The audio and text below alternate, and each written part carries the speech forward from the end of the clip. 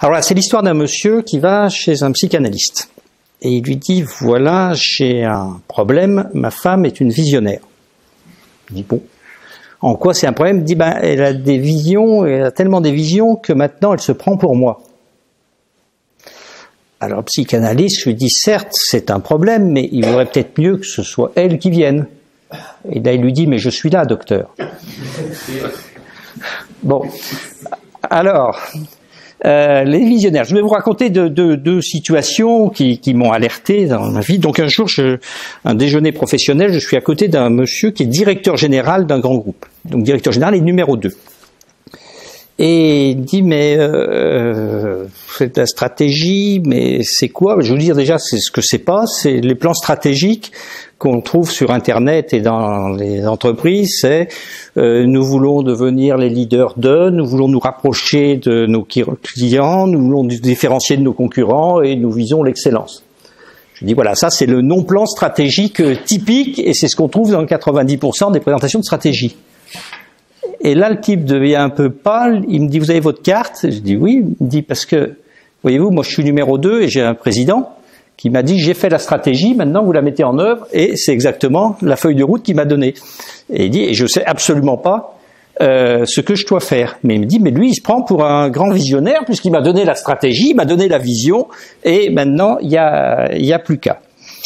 Et deuxième petite histoire à laquelle j'ai été mêlé et qui est assez publique parce que la presse en a parlé. Enfin, c'est l'histoire d'un patron qui a créé un groupe, une chaîne de prêt-à-porter qui a très bien réussi, très visionnaire. Il l'a vendu très très cher, enfin 8-0 comme on dit. Bon. Et là, il s'est dit, bah oui, je suis quand même très très bon comme chef d'entreprise. Très bon stratège, et il a acheté des jardineries. Et il a annoncé Urbi et Torbi qu'il allait reproduire dans l'univers de la stratégie, dans l'univers de la jardinerie, ce qui avait si bien réussi dans le prêt-à-porter. Et il a perdu beaucoup d'argent. Et c'est à ce moment-là que je suis intervenu comme consultant, parce qu'au bout de quelques années, un peu lassé de perdre autant d'argent, il a embauché un patron salarié. Le patron salarié lui a dit, je prends le job à 2 conditions. La première, c'est que du jour où j'arrive, vous ne remettez plus jamais les pieds dans l'entreprise.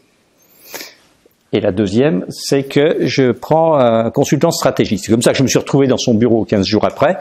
Et quand on a analysé les choses, on s'est aperçu qu'il fallait faire exactement tout l'inverse de ce qu'il avait fait dans la jardinerie, mais qui était pertinent dans l'univers d'une chaîne de prêt-à-porter.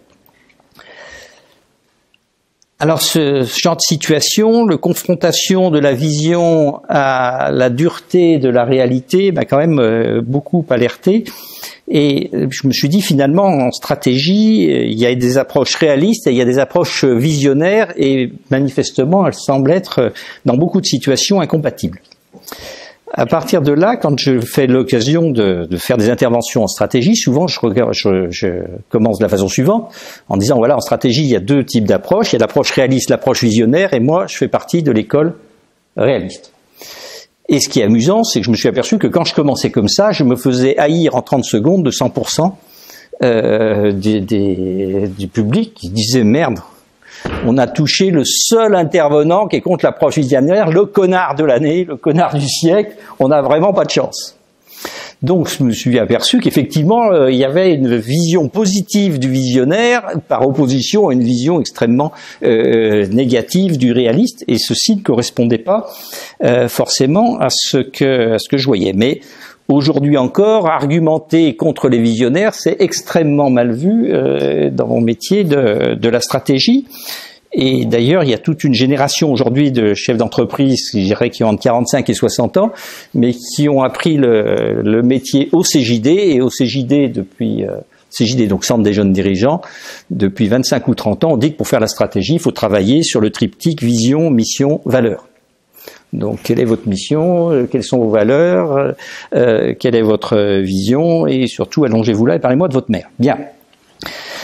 Alors, cette opposition, en fait, elle reprend une opposition philosophique très, très ancienne, qui est l'opposition entre le réalisme et l'idéalisme. L'histoire de la philosophie de la connaissance, c'est l'histoire d'un balancier entre le réalisme et l'idéalisme. Donc l'idéalisme, ça commence avec Platon, qui dit que le monde réel est celui des idées. Et puis au XVIIIe siècle, on revient à des approches réalistes, de David Hume par exemple. Kant essaye de concilier les deux. Et le dernier grand scientifique vraiment réaliste, c'est Einstein. Et dans les discussions Bohr-Einstein sur la physique quantique, on retrouve cette opposition, cette dualité réaliste-idéaliste qui consiste à dire, finalement les réalistes disent, il y a un réel extérieur à nous qui nous contraint et qui nous oblige et qu'on peut essayer de connaître. Et les idéalistes disent, ce qui est premier dans la connaissance, c'est le sujet connaissant, donc toute connaissance est subjective. Un jour, j'étais en vacances en Italie et je vais dans un hôtel au bord d'un lac et je vais me baigner et je remonte à ma chambre en maillot de bain. Et au milieu de l'escalier, je rencontre la femme de ménage. J'étais tout mouillé en maillot de bain et elle me dit, est-ce que je peux vous poser une question en français? Je lui dis oui. Elle me dit, voilà, je voulais vous demander si à votre avis il peut y avoir une connaissance objective. Alors, je dissimule ma légère et excusable surprise tout en m'écoulant selon la plus grande pente. Je lui dis, mais pourquoi vous me demandez ça? Elle me dit, c'est très simple, parce que toute connaissance est produite par un sujet, donc à mon avis, il ne peut y avoir que de connaissances subjectives. Point de vue idéaliste classique. Alors, je recompose et je me dis, mais d'où ça vient ça? Et puis je m'aperçois qu'elle venait de sortir de ma chambre, puisque c'était la femme de ménage, et que sur ma table de nuit, il y avait le livre de Karl Popper qui s'intitule « La connaissance objective ». Donc Karl Popper argumente dans ce livre pourquoi une connaissance peut être objective, comment elle peut être objective, et j'ai un de mes anciens élèves de philosophie des sciences dans la salle qui pourra témoigner que j'enseignais ce sujet-là. Oui, je crois effectivement qu'il peut y avoir, qu'il y a une objectivité possible dans la connaissance parce qu'il y a un réel extérieur à nous, même si par essence le réel est voilé. Il est voilé certes, mais il est résistant, comme nous dit Karl Popper. Résistant en ce sens que c'est pas parce que j'ai décidé avec mon idée que je passerai à travers ce poteau que je vais effectivement passer à travers ce poteau. J'ai plutôt mis codie.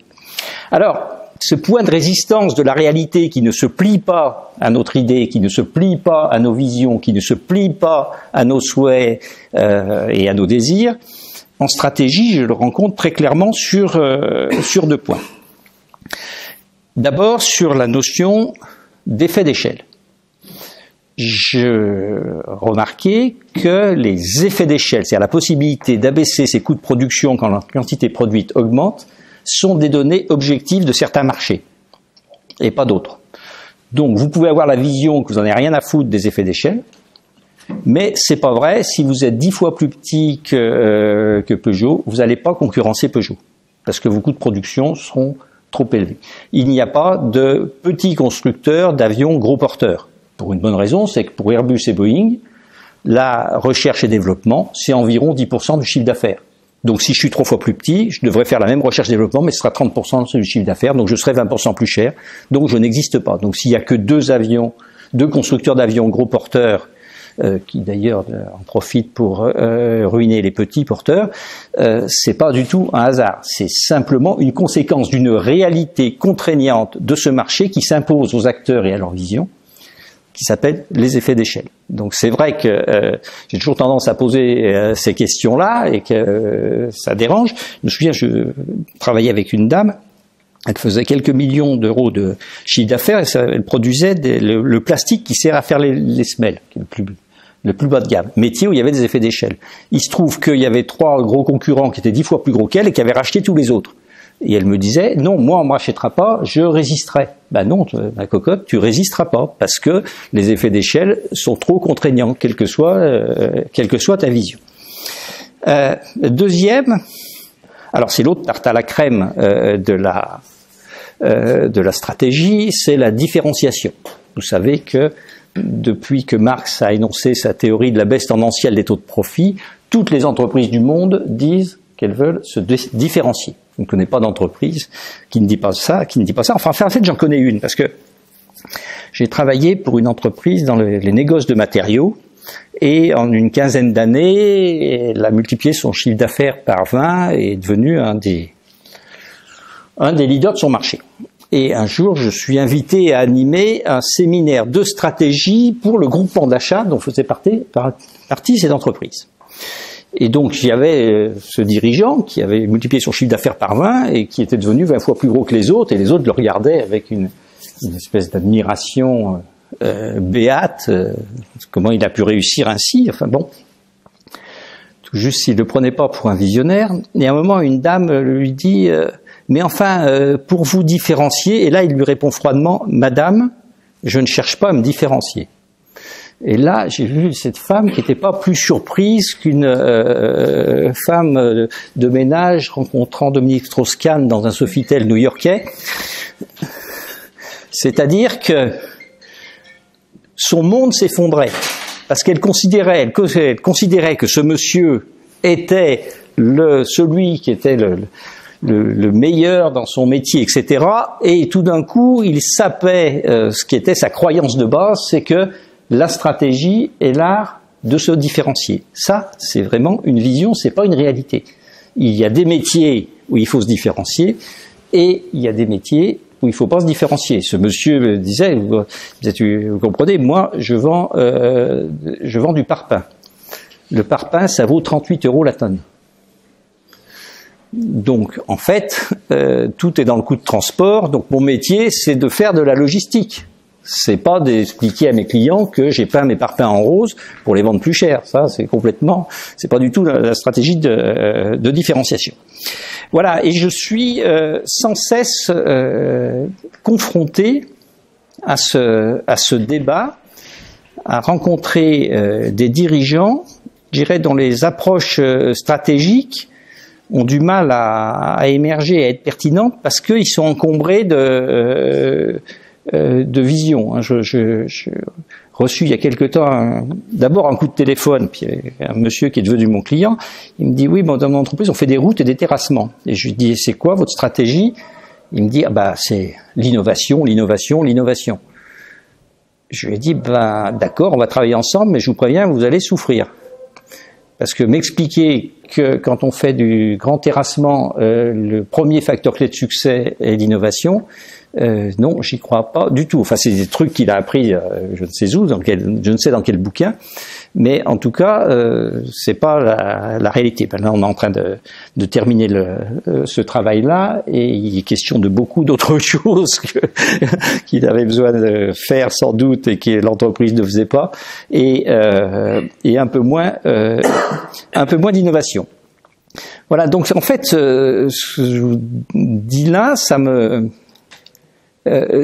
touche franchement, parce que je pense qu'on vit une époque où beaucoup de dirigeants sont visionnaires et que c'est une des raisons de déclin de l'industrie française sur les marchés internationaux. Alors, c'est pas trop de visionnaires, si vous voulez, c'est une absence de réalisme. Quand je dis ça, en général, les gens me font la même objection. Ils me disent Steve Jobs, parce que l'école visionnaire, bien sûr, elle a son messie et ses évangélistes. Donc le messie, c'est Steve Jobs, prototype du patron visionnaire qui a réussi. Très bien. On oublie simplement de dire que Steve Jobs a quand même mis 2 fois Apple en faillite, que c'est depuis qu'il est mort que l'entreprise gagne beaucoup d'argent. Trouvez ça bien ou pas bien, mais enfin, c'est un fait.